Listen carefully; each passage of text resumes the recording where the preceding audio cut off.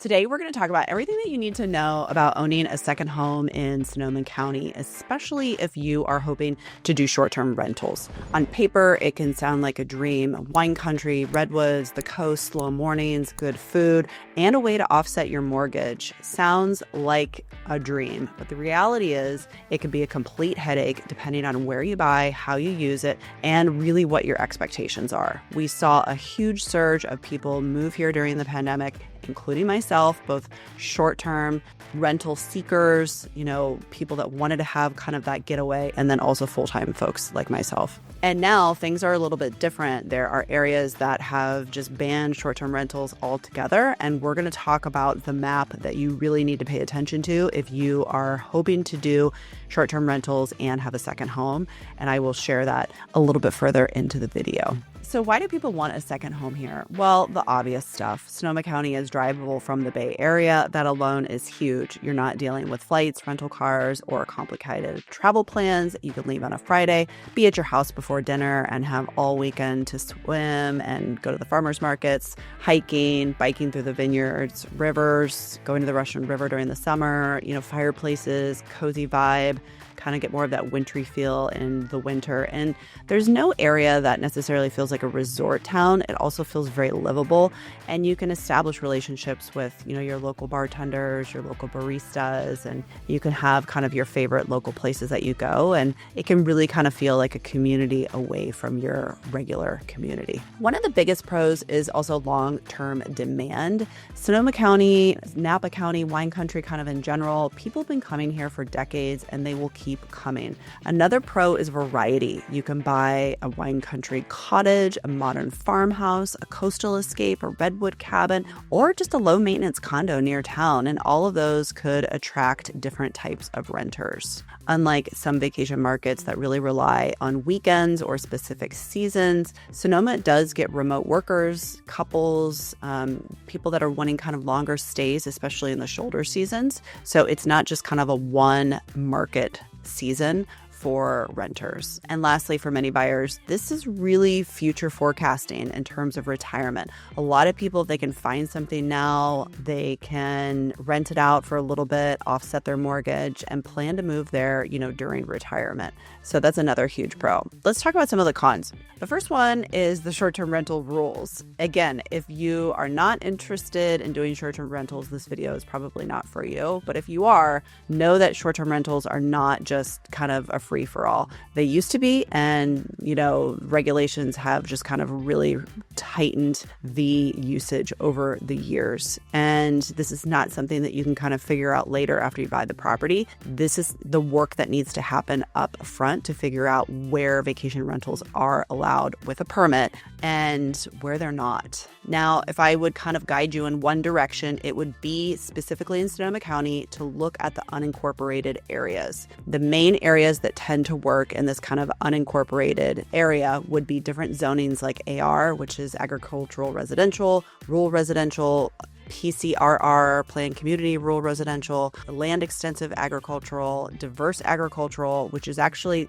kind of the best one to have because you can do a lot of different things with that zoning. And then the coastal zone, and there are certain areas that are really, really advantageous, really up and down the coast. They are a great place to look for short-term rental opportunities. A lot of people think the Russian River still allows it, but they do, but they're pretty capped, and you really have to pay attention to the caps and the waiting list and all of that. Here's some areas where they're just not allowed at all. Low density residential, higher density residential, anything with the Williamson Act, land intensive agricultural, accessory dwelling units, so the ADUs, you cannot get a permit to do those, farm worker or agricultural employee housing, and then temporary structures like yurts or tiny homes on wheels or non-habitable structures. You cannot get permits and do Airbnb on those. So I know there's a lot of fantasy on Instagram around like, oh, we can rent out this yurt and make all this money. And I'm here to tell you, You cannot do that legally. So I talked about the map. You've paid attention to the videos so far. So here is the map. It is called the X exclusion areas, PRMD, which is the kind of, go-to for all resourcing and permits and everything that we kind of pay attention to when it comes to zoning. They put out an amazing map because we used to have to actually call into the county or the local jurisdiction and figure out like, hey, can we Airbnb this? And then we'd have to wait for a response. They have put together this awesome map, and I send this to clients all the time. You can enter into the address and see exactly, is this property eligible or not?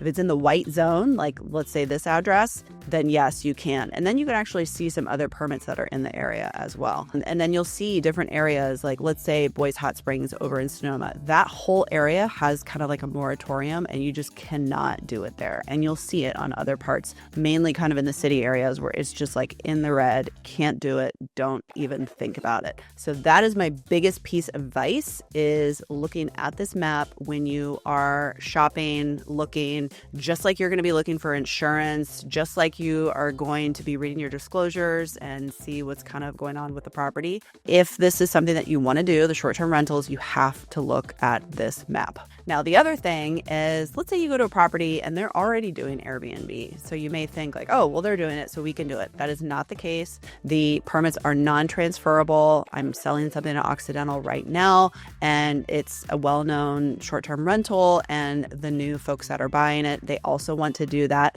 but they don't get that permit. They have to go through the process themselves. They have to get registered and approved and go through that whole process. So don't think just because the seller has one that you can get one as well. So some other considerations I want you to think about is understanding your loan. Things can be a little bit different when you are purchasing a second home. You may be required to put more money down. Also, insurance. Sometimes insurance companies may have issues with writing policies on second homes, so you might have to shop around for that a little bit more. Premiums can also be higher.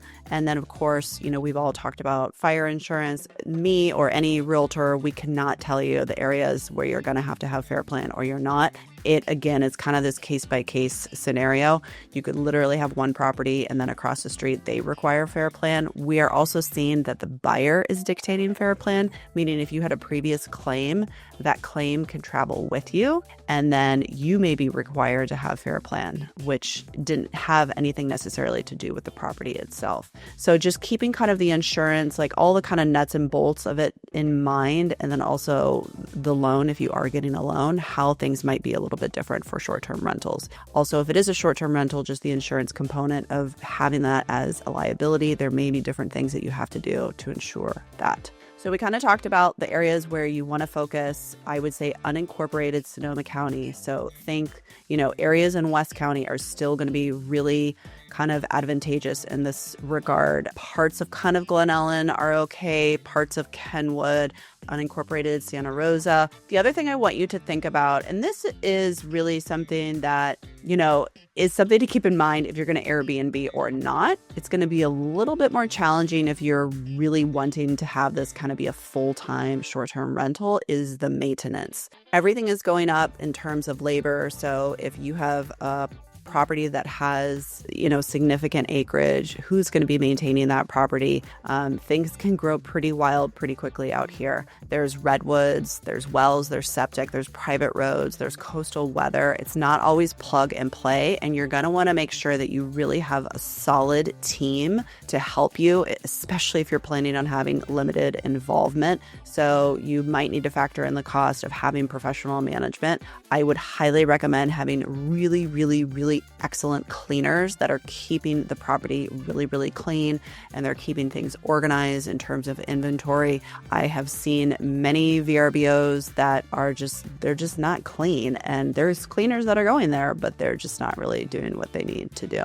The other consideration is just, how many times this is going to be rented, what is going to be kind of the vacancy, and be prepared that, it's not going to be rented every single night. So just, keep that in the back of your mind. Cabins and smaller homes, when we're talking about what you're going to get priced per night, let's say $250 to about $350, kind of that middle range, $400 to $600. And then the higher end properties with views, hot tubs, proximity to the coast, or really, really great location, let's say $700 to $1,200. And then when you're thinking about that occupancy, plan on about 50 to 65%. Remember, this is not about maxing out every night. It's about offsetting ownership costs while still enjoying the home, which I think is the best strategy. I think it's really, really difficult to make a ton of money just doing Airbnb on this and really depending on that. And that would be my other tip, is if the only way that this thing can really work is having it rented out every night.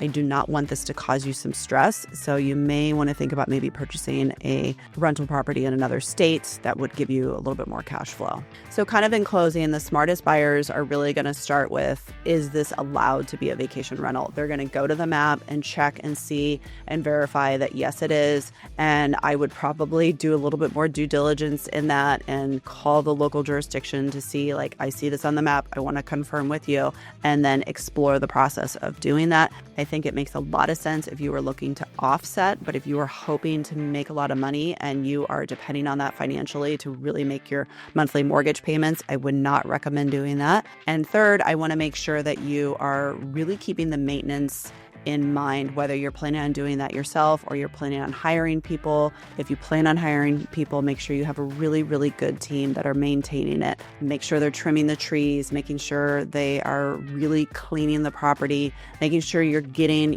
regular maintenance up there. The well is getting looked at on an annual basis. If you're on a well, those types of systems, the septic is being, pumped. Like, don't forget about the actual maintenance items, which can be easy to do if you're not living in the home every day. So any small issues, I would just kind of address those right away. This is also going to help you with your ratings and, how the algorithm works, and it's going to get you better reviews, which ultimately is going to be able to get you a better price as well. So hopefully this is helpful. The map is really the best place to start. That's my number one tip. If you have any questions, please feel to reach out, emily.beaven@compass.com. Please like and subscribe so I can make more videos for you. I just appreciate you being here. As always, make it a great day.